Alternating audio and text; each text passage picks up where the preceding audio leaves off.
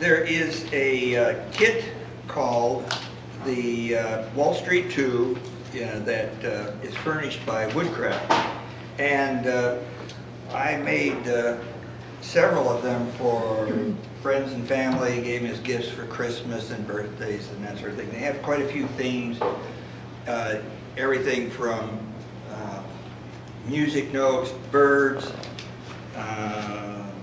praying hands, rose, and the one that I made most of is the rose inlay, and women really go for it. And so that's what I have done the most of. But I've done some other things. And for instance, there's this Celtic knot kind of design. And this is a good way, by the way, if these tubes, these plastic tubes, work good for, it dresses it up a little bit when you present it to someone. You can wrap it in Christmas paper, I found, birthday paper, or whatever, put a ribbon around it. So this is the Wall Street Tube, and there is a competing pen from, called the Sienna from Craft Supplies. It's the same exact size, so you can use the wood part of the kit that you can buy now. I found out from a couple different places. This is for this one. This knot type of thing is from Woodcraft. You can get them from Kalashan. I just mentioned. Is it Kalashan? Kalashaw. Kalashaw. Yeah. And also from Craft Supply. But the best kits so far that I've made have been from you use the tube inside, the brass tube that you're all familiar with in the pen, and you insert it in there, don't glue it, and we'll put the first piece in, which is the rose itself. And it says to put it in, start it over on this end.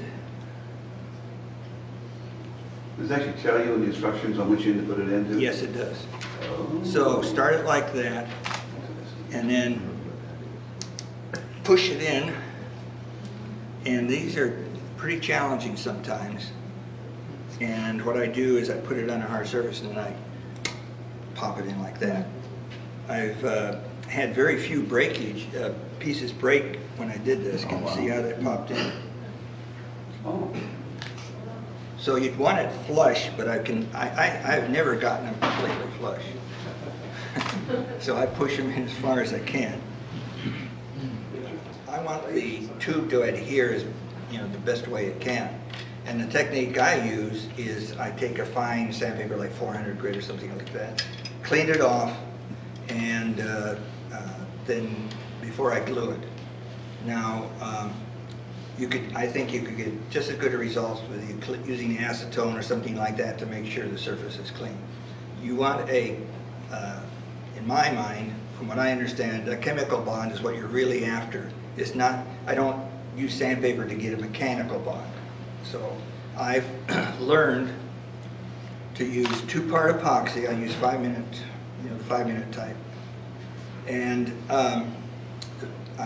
when I first started doing it, I used CA glue quite a bit. Yeah, you've had some experience too. You learned after that. Well, the problem with the CA glue that I found is that you can have voids.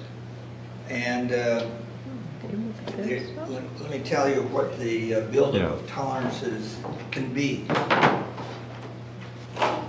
There's enough gap. If there's a 10,000ths differential in the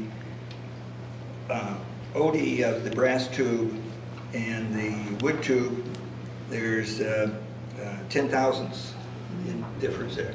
So if you somehow get it pushed to one side, then you can easily end up with almost a 10,000ths gap on one side. And then what happens is you have a problem like I had with this was the Eagle design. You can see I tried to save this one, but what happens is if you see I use CA glue, I got a gap in there, and maybe I didn't have the parts all pressed down fully, and just a little bit off. But do you see this black here? I've used, this is black CA glue, Look at that. and I had a part pop out, and I finally figured out there was a gap underneath the wood. There was not enough strength, and so when I was cutting, I was cutting carefully, at least I think it was, it came out. So I thought, well, maybe I can save it. So I pushed it back in, and then I started pouring CA glue, the black colored one, and I never could fill that gap. I just kept, it was like it was a never-ending well, and it was and I tried a couple times, couldn't save it, and it just was a disaster because I cut, when I was saving it, of course I had to recut it. It's getting thinner and thinner, popping out, trying to reglue it. It just it's ready for turning. I've squared the ends off, and I use it. I use a sanding belt, and I don't know about you, but I've got a big continuous sander, and I just put it up and I just eyeball it, and I just run back and forth till I see the brass tube showing, and I haven't had any trouble with gaps showing. So your eye can see pretty accurately things like that, I've found. So anyway, that's what you do to cut them first, because you'll have the sandpaper bouncing around. And you can use spindle gouge, you can use a skew, you can use a spindle master. I don't care, just whatever works for you. That's the way I feel about this. So,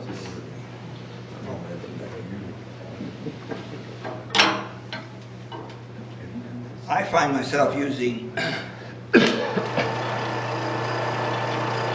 just go like this here. Here hitting the,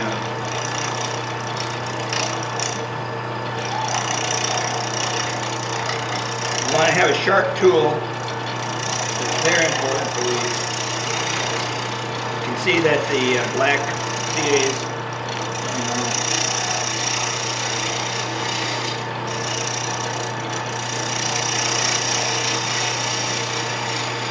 I can't tell what tool you grabbed there. What tool did you grab? oh, I just grabbed a Yeah. spindle gouge.